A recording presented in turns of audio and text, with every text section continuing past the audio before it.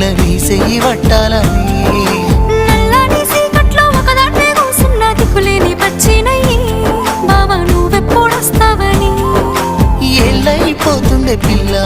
ఎన్నెలొచ్చింది మన బతుకులా ఏలైపోతుండే పిల్ల ఏలు వట్టంగా వస్తున్నాయా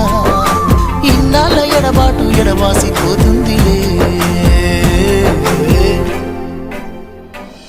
ఈ సీనయ్య గుండున్నదే